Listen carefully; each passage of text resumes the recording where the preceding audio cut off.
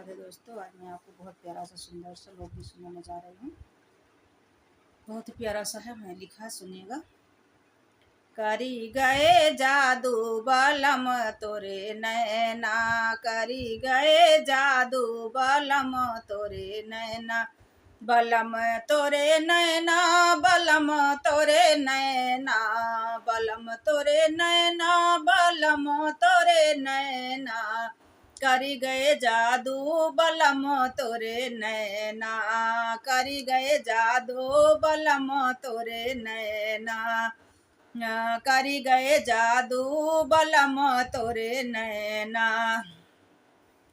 नहीं भावे मोही भोजन पानी, नहीं भावे मोही भोजन पानी, अरे नींद परे नहीं रहना, नींद परे नहीं न रहना, बलम तोरे नैना, करी गए जादू बलम तोरे नैना, करी गए जादू बलम तोरे नैना, बलम तोरे नैना, बलम तोरे नैना, करी गए जादू बलम तोरे नैना, करी गए जादू बलम तोरे नैना।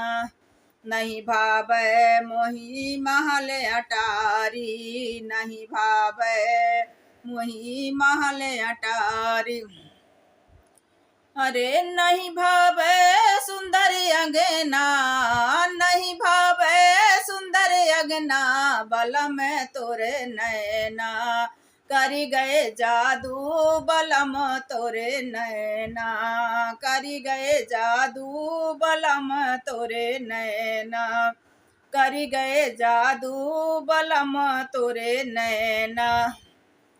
नहीं भावे मोही बेंदी हरोबा, नहीं भावे मोही बेंदिया हरोबा, नहीं भावे मोही कंगना, नहीं भावे मोही कंगना, बलम तोरे नैना, करी गए जादू बलम तोरे नैना, करी गए जादू बलम तोरे नैना, करी गए जादू, करी गए जादू, करी गए जादू, बलम तोरे नैना, करी गए जादू बलम तोरे नैना।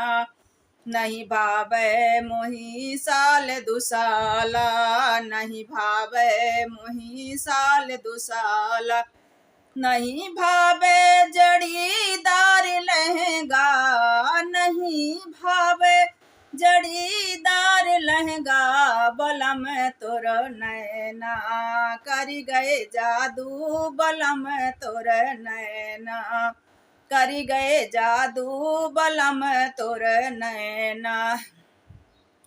नहीं भावे मोही सासु नदिया, नहीं भावे मोही सास नदिया, नहीं भावे लहूरा दे भरबा, नहीं भावे लहूरा दे भरबा, बलम तोर नैना, करी गए जादू बलम तोर नैना, करी गए जादू बलम तोर नैना।